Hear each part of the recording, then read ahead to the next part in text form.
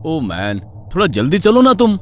साहब कैसे चले, ये ट्रैफिक तो देखो, अब ये कार है उड़कर तो नहीं जाएगी। वो तो मुझे भी पता है, मगर तुम फटाफट चलने की कोशिश करो। शिट यार, ये मुंबई का ट्रैफिक भी ना, मेरी ट्रेन मिस हो जाएगी। मुझे हर हाल में कल सुबह नासिक पहुंचना है। काय को खाली पीली चिल्लम चिल्ली कर रहे हो मैन? अगर इतना ही जरूरी काम था तो ऑफिस से समय से निकलना था, मगर नहीं, तुमको तो अपना ऑफिस भी जरूरी है। रोजी, मेरा दिमाग वैसे ही खराब हो रहा है, तुम मुझे मत सिखाओ क्या करना है। तुम नेट पर देखो ट्रेन का क्या स्टेटस है। जोसेफ को गुस्से में देखकर रोजी चुपचाप अपने मोबाइल में ट्रेन का स्टेटस देख रही थी, तो उसने देखा ट्रेन बांद्रा स्टेशन छोड़कर आगे के लिए निकल चुकी थी। मैन, ये ट्रेन तो गया। दोबारा चेक करो, देखो नासिक के लिए कोई और ट्रेन है क्या। ये ट्रेन निकल गई। शिट, मुझे कुछ समझ में नहीं आ रहा कि अब क्या करें। मेरी कल सुबह की अर्जेंट मीटिंग है। रोजी ने अपने मोबाइल में देखा, कोई और ट्रेन नहीं थी, तो जोसेफ गुस्से में रोजी के ऊपर चिल्लाने लगा, जबकि उस बेचारी की कोई गलती नहीं थी। उन दोनों को लड़ते देख ड्राइवर, जो अब तक उन लोगों की बातें सुन रहा था, बैक व्यू मिरर में देखते हुए बोला, एक बात बोलूं साहब? अब तू भी बोल ले। प्लीज जोसेफ, काम डाउन, एक बार सुन तो लो वो क्या कह रहा है। जोसेफ गुस्से में ड्राइवर की तरफ देख रहा था। ड्राइवर ने धीरे से डरते हुए कहा, साहब, आपकी बुकिंग बांद्रा स्टेशन की है। वहां पहुंचने के बाद आप एक बार पेमेंट कर देना, उसके बाद मैं अपना जीपीएस ट्रैकर बंद करके आपको नासिक ले चलूंगा। अभी 1 बज रहा है, सुबह के 5, साढ़े 5 बजे तक हम लोग नासिक पहुंच जाएंगे। Are you mad? पूरी रात कार का सफर बहुत थकाने वाला होता है, और उसमें रिस्क भी तो है। तुम दिन भर से गाड़ी चला रहे हो, थके हुए होंगे ना। रे बाबा, रात को सफर नहीं करेंगे। वैसे तुम्हारा आइडिया अच्छा है, और मेरे पास कोई ऑप्शन नहीं है। मैं आगे बैठता हूँ, गाने सुनते हुए चलेंगे। जब तुम्हें थकान लगे तो थोड़ी देर गाड़ी मैं चला लूंगा। जोसेफ, वो जीपीएस ट्रैकर बंद करने को कह रहा है। किसी को क्या पता कि हम लोग इसके साथ ट्रैवल कर रहे हैं। कुछ ऊंच नीच हो गई तो क्या होगा? वैसे भी आजकल कितने सारे केस सुनने में आते हैं। तुम जरा ये क्राइम पेट्रोल देखना बंद करो। देखो कितना शरीफ है, खुद ही हमारी मदद करना चाहता है। रात के वक्त कार का सफर करने का रोजी का बिल्कुल भी मन नहीं था, मगर जोसेफ की जिद के आगे उसकी एक ना चली और वे लोग नासिक के लिए निकल गए। जोसेफ और ड्राइवर बातें कर रहे थे, और दिन भर की थकान के कारण पीछे वाली सीट पर अकेली बैठी रोजी की नींद लग गई। जैसे ही ड्राइवर ने देखा रोजी सो गई, उसके चेहरे पर रहस्यमयी मुस्कुराहट आ गई थी। वो बार बार उसी की ओर देख रहा था। जोसेफ इन सब से बेखबर गाड़ी में चल रहे गाने का लुत्फ ले रहा था। ये शाम मस्तानी मदहोश किए जाए, मुझे दूर कोई खींचे तेरी ओर लिए जाए। कुछ देर बाद गाड़ी हाईवे पर रुकी। जैसे ही गाड़ी रुकी, रोजी घबरा कर उठी और वो ड्राइवर और जोसेफ को देखने लगी, मगर उसे कार में कोई भी नजर नहीं आया। पूरी रोड सुनसान पड़ी थी। जंगल के बीचों बीच सड़क पर खड़ी कार को देख वो घबरा गई। वो कार के कांच में से ही इधर उधर देख रही थी। उसे जोसेफ कहीं नजर नहीं आया। जैसे ही वो घबराकर कार से बाहर आई, उसे अपने कंधे पर किसी के हाथ के होने का एहसास हुआ। वो जोर से चीखी। उसके सामने एक भयानक औरत खड़ी हुई थी, जो देखते ही देखते उसके शरीर में समा गई। उसकी चीख सुन जोसेफ उसके पास आया। क्या हुआ? जोसेफ, जोसेफ तुम कहाँ थे? वो औरत कहाँ गई? कौन औरत? यहाँ तो कोई नहीं है। अरे हम वहाँ सामने चाय की गुमटी पर चाय पी रहे थे। तुम सो रही थी इसलिए तुम्हें नहीं जगाया। कहते हुए उसने चाय की गुमटी की तरफ इशारा किया, तो रोजी हैरान रह गई, क्योंकि थोड़ी देर पहले वहां पर कुछ भी नहीं था। पूरा रोड खाली था। अब अचानक से चाय की गुमटी और रिफ्रेशमेंट की शॉप कैसे आ गई? ये कैसे हो सकता है?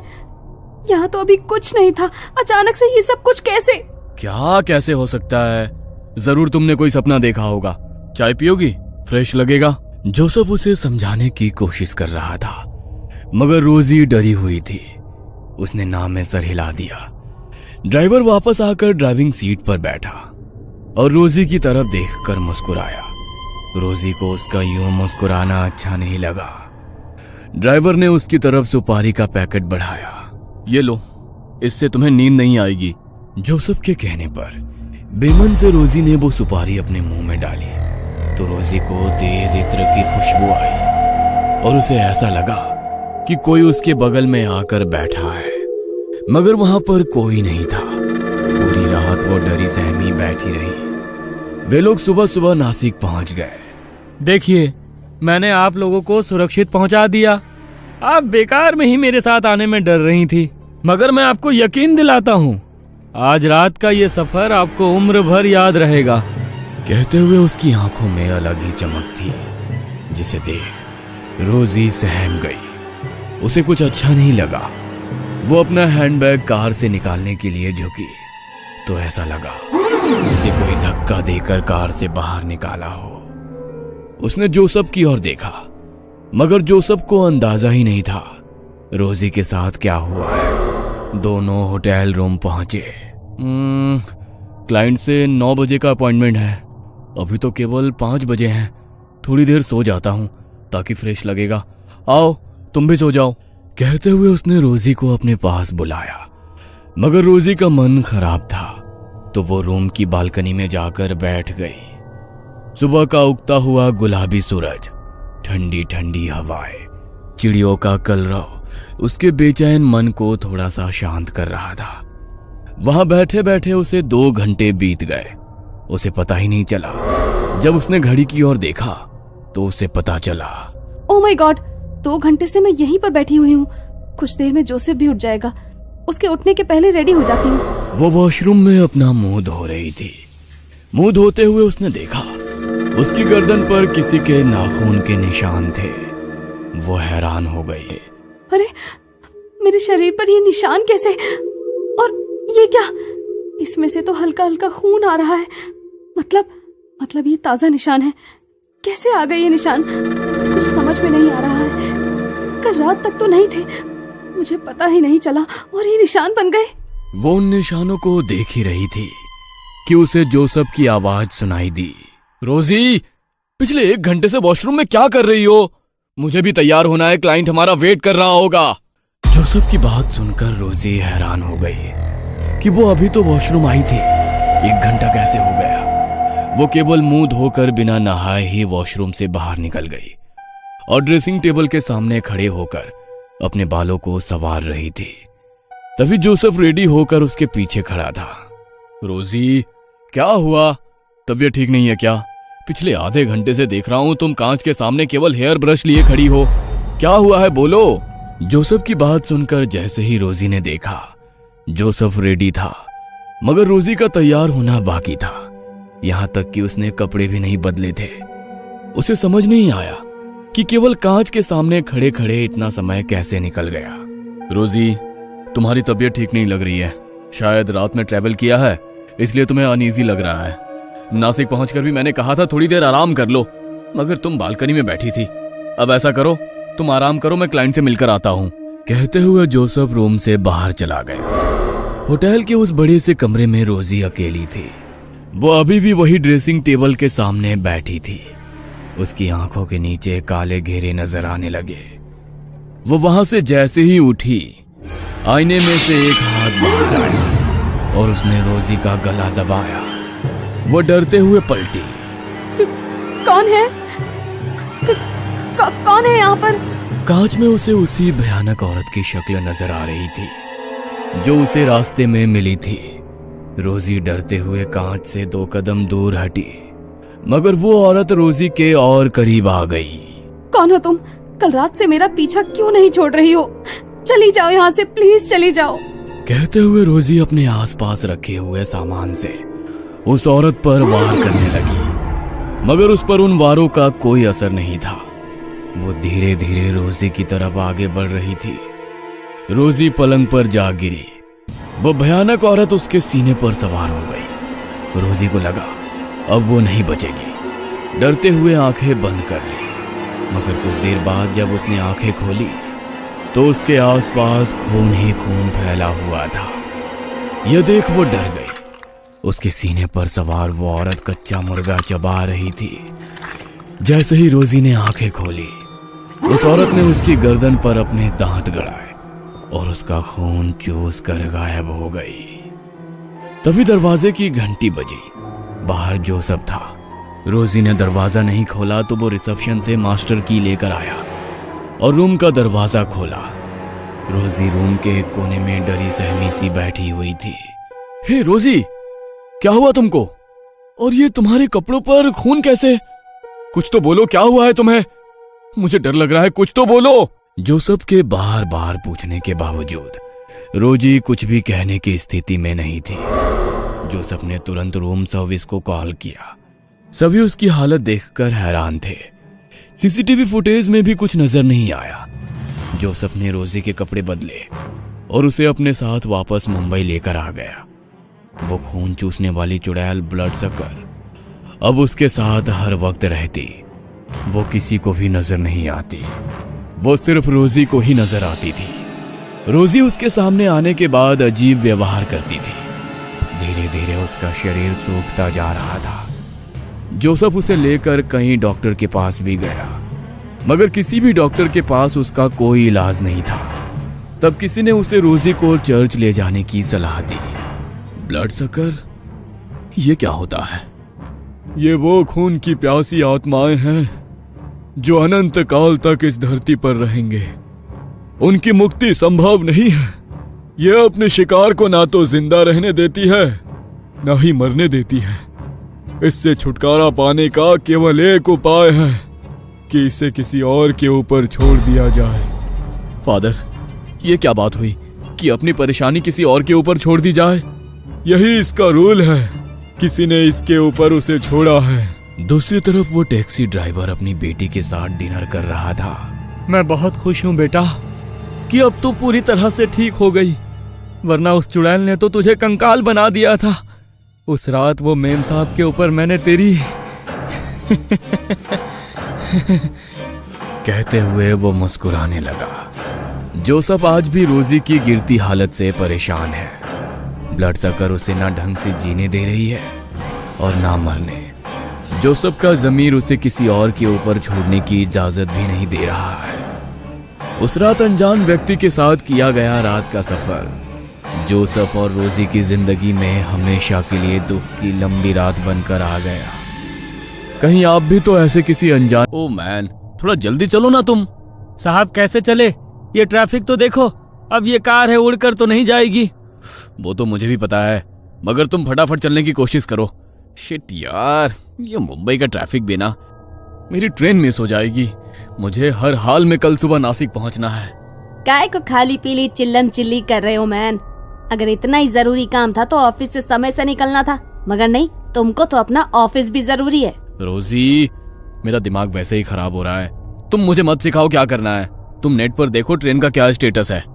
जोसेफ को गुस्से में देखकर रोजी चुपचाप अपने मोबाइल में ट्रेन का स्टेटस देख रही थी तो उसने देखा ट्रेन बांद्रा स्टेशन छोड़कर आगे के लिए निकल चुकी थी।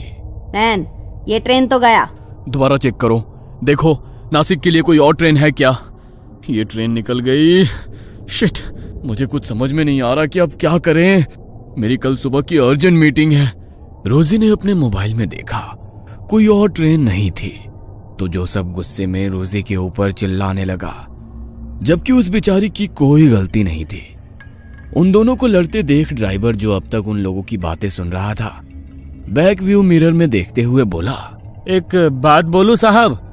अब तू भी बोल ले। Please Joseph, calm down.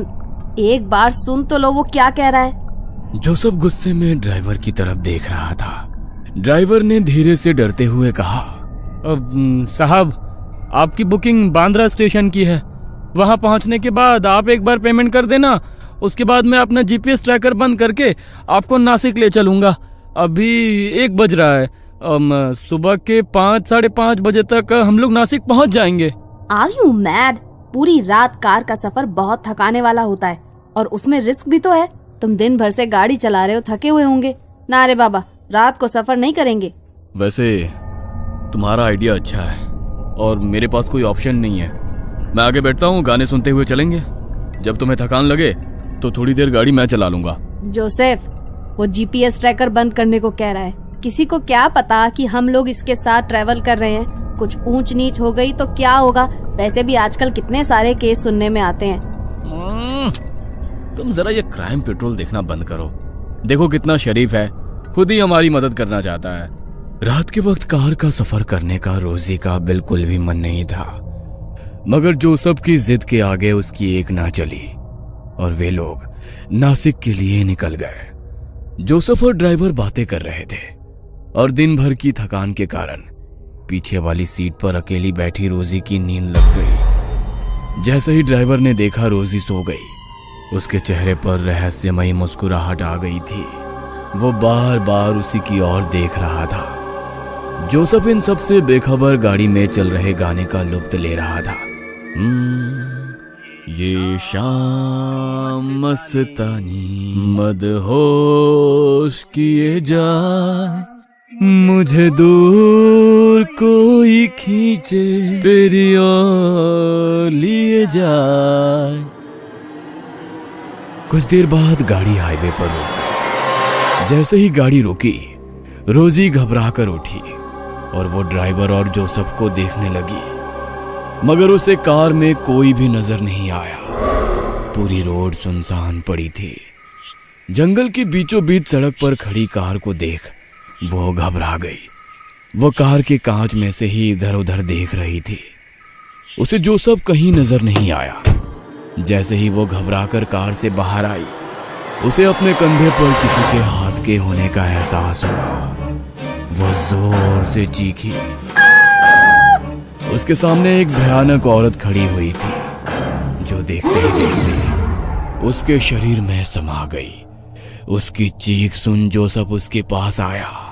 क्या हुआ? जोसेफ तुम कहाँ थे? वो औरत कहाँ गई? कौन औरत? यहाँ तो कोई नहीं है। अरे हम वहां सामने चाय की गुमटी पर चाय पी रहे थे। तुम सो रही थी इसलिए तुम्हें नहीं जगाया। कहते हुए उसने चाय की गुमटी की तरफ इशारा किया तो रोजी हैरान रह गई, क्योंकि थोड़ी देर पहले वहां पर कुछ भी नहीं था। पूरा रोड खाली था। अब अचानक से चाय की गुमटी और रिफ्रेशमेंट की शॉप कैसे आ गई? ये कैसे हो सकता है? यहाँ तो अभी कुछ नहीं था, अचानक से ये सब कुछ कैसे? क्या कैसे हो सकता है? जरूर तुमने कोई सपना देखा होगा। चाय पियोगी? फ्रेश लगेगा। जोसेफ उसे समझाने की कोशिश कर रहा था, मगर रोजी डरी हुई थी। उसने ना में सर हिला दिया। ड्राइवर वापस आकर ड्राइविंग सीट पर बैठा और रोजी की तरफ देखकर मुस्कुराया। रोजी को उसका यूं मुस्कुराना अच्छा नहीं लगा। ड्राइवर ने उसकी तरफ सुपारी का पैकेट बढ़ाया। ये लो, इससे तुम्हें नींद नहीं आएगी। जोसेफ के कहने पर बेमन से रोजी ने वो सुपारी अपने मुंह में डाली तो रोजी को तेज इत्र की खुशबू आई और उसे ऐसा लगा कि कोई उसके बगल में आकर बैठा है, मगर वहां पर कोई नहीं था। पूरी रात वो डरी सहमी बैठी रही। वे लोग सुबह सुबह नासिक पहुंच गए। देखिए, मैंने आप लोगों को सुरक्षित पहुंचा दिया। आप बेकार में ही मेरे साथ आने में डर रही थी, मगर मैं आपको यकीन दिलाता हूँ, आज रात का ये सफर आपको उम्र भर याद रहेगा। कहते हुए उसकी आंखों में अलग ही चमक थी, जिसे देख रोजी सहम गई। उसे कुछ अच्छा नहीं लगा।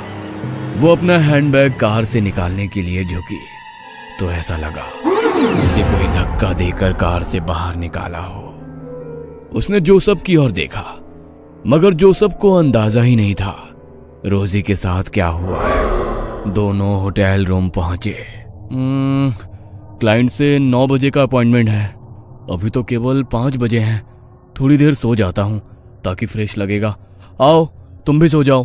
कहते हुए उसने रोजी को अपने पास बुलाया, मगर रोजी का मन खराब था तो वो रूम की बालकनी में जाकर बैठ गई। सुबह का उगता हुआ गुलाबी सूरज, ठंडी ठंडी हवाएं, चिड़ियों का कलरव उसके बेचैन मन को थोड़ा सा शांत कर रहा था। वहां बैठे बैठे उसे 2 घंटे बीत गए। उसे पता ही नहीं चला। जब उसने घड़ी की ओर देखा तो उसे पता चला, ओह माय गॉड, 2 घंटे से मैं यहीं पर बैठी हुई हूँ। कुछ देर में जोसेफ भी उठ जाएगा। उसके उठने के पहले रेडी हो जाती हूँ। वो वॉशरूम में अपना मुंह धो रही थी। मुंह धोते हुए उसने देखा उसकी गर्दन पर किसी के नाखून के निशान थे। वो हैरान हो गई। अरे मेरे शरीर पर ये निशान कैसे? और ये क्या? इसमें से तो हल्का हल्का खून आ रहा है। मतलब ये ताजा निशान है। कैसे आ गए ये निशान? कुछ समझ में नहीं आ रहा है। कल रात तक तो नहीं थे, मुझे पता ही नहीं चला और ये निशान बन गए। वो उन निशानों को देख ही रही थी कि उसे जोसेफ की आवाज सुनाई दी। रोजी, पिछले 1 घंटे से वॉशरूम में क्या कर रही हो? मुझे भी तैयार होना है, क्लाइंट हमारा वेट कर रहा होगा। जोसेफ की बात सुनकर रोजी हैरान हो गई कि वो अभी तो वॉशरूम आई थी, 1 घंटा कैसे हो गया। वो केवल मुंह धोकर बिना नहाए ही वॉशरूम से बाहर निकल गई और ड्रेसिंग टेबल के सामने खड़े होकर अपने बालों को संवार रही थी। तभी जोसेफ रेडी होकर उसके पीछे खड़ा था। रोजी, क्या हुआ? तबीयत ठीक नहीं है क्या? पिछले आधे घंटे से देख रहा हूं तुम कांच के सामने केवल हेयर ब्रश लिए खड़ी हो। क्या हुआ है, बोलो। जोसेफ की बात सुनकर जैसे ही रोजी ने देखा, जोसेफ रेडी था मगर रोजी का तैयार होना बाकी था। यहां तक कि उसने कपड़े भी नहीं बदले थे। उसे समझ नहीं आया कि केवल कांच के सामने खड़े खड़े इतना समय कैसे निकल गया। रोजी, तुम्हारी तबीयत ठीक नहीं लग रही है। शायद रात में ट्रैवल किया है, इसलिए तुम्हें अनईजी लग रहा है। नासिक पहुंचकर भी मैंने कहा था थोड़ी देर आराम कर लो, मगर तुम बालकनी में बैठी थी। अब ऐसा करो, तुम आराम करो, मैं क्लाइंट से मिलकर आता हूं। कहते हुए जोसेफ रूम से बाहर चला गया। होटल के उस बड़े से कमरे में रोजी अकेली थी। वो अभी भी वही ड्रेसिंग टेबल के सामने बैठी थी। उसकी आंखों के नीचे काले घेरे नजर आने लगे। वो वहां से जैसे ही उठी, आईने में से एक हाथ बाहर आया और उसने रोजी का गला दबाया। वो डरते हुए पलटी। कौन है? कौन है यहाँ पर? कांच में उसे उसी भयानक औरत की शक्ल नजर आ रही थी जो उसे रास्ते में मिली थी। रोजी डरते हुए कांच से 2 कदम दूर हटी, मगर वो औरत रोजी के और करीब आ गई। कौन हो तुम? कल रात से मेरा पीछा क्यों नहीं छोड़ रही हो? चली जाओ यहाँ से, प्लीज चली जाओ। कहते हुए रोजी अपने आसपास रखे हुए सामान से उस औरत पर वार करने लगी, मगर उस पर उन वारों का कोई असर नहीं था। वो धीरे धीरे रोजी की तरफ आगे बढ़ रही थी। रोजी पलंग पर जा गिरी। वो भयानक औरत उसके सीने पर सवार हो गई। रोजी को लगा अब वो नहीं बचेगी। डरते हुए आंखें बंद कर ली, मगर कुछ देर बाद जब उसने आंखें खोली तो उसके आसपास खून ही खून फैला हुआ था। यह देख वो डर गई। उसके सीने पर सवार वो औरत कच्चा मुर्गा चबा रही थी। जैसे ही रोजी ने आंखें खोली, उस औरत ने उसकी गर्दन पर अपने दांत गड़ाए और उसका खून चूस कर गायब हो गई। तभी दरवाजे की घंटी बजी। बाहर जोसेफ था। रोजी ने दरवाजा नहीं खोला तो वो रिसेप्शन से मास्टर की लेकर आया और रूम का दरवाजा खोला। रोजी रूम के एक कोने में डरी सहमी सी बैठी हुई थी। हे रोजी, क्या हुआ तुमको? और ये तुम्हारे कपड़ों पर खून कैसे? कुछ तो बोलो, क्या हुआ है तुम्हें? मुझे डर लग रहा है, कुछ तो बोलो। जोसेफ के बार बार पूछने के बावजूद रोजी कुछ भी कहने की स्थिति में नहीं थी। जोसेफ ने तुरंत रूम सर्विस को कॉल किया। सभी उसकी हालत देखकर हैरान थे। सीसीटीवी फुटेज में भी कुछ नजर नहीं आया। जोसेफ ने रोजी के कपड़े बदले और उसे अपने साथ वापस मुंबई लेकर आ गया। वो खून चूसने वाली चुड़ैल ब्लड सकर अब उसके साथ हर वक्त रहती। वो किसी को भी नजर नहीं आती, वो सिर्फ रोजी को ही नजर आती थी। रोजी उसके सामने आने के बाद अजीब व्यवहार करती थी। धीरे धीरे उसका शरीर सूखता जा रहा था। जोसेफ उसे लेकर कई डॉक्टर के पास भी गया, मगर किसी भी डॉक्टर के पास उसका कोई इलाज नहीं था। तब किसी ने उसे रोजी को चर्च ले जाने की सलाह दी।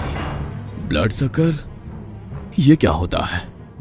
ये वो खून की प्यासी आत्माएं हैं जो अनंत काल तक इस धरती पर रहेंगे। उनकी मुक्ति संभव नहीं है। यह अपने शिकार को ना तो जिंदा रहने देती है, ना ही मरने देती है। इससे छुटकारा पाने का केवल एक उपाय है कि इसे किसी और के ऊपर छोड़ दिया जाए। फादर, ये क्या बात हुई? कि अपनी परेशानी किसी और के ऊपर छोड़ दी जाए।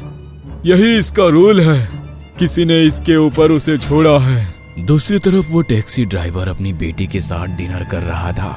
मैं बहुत खुश हूँ बेटा कि अब तू पूरी तरह से ठीक हो गई, वरना उस चुड़ैल ने तो तुझे कंकाल बना दिया था।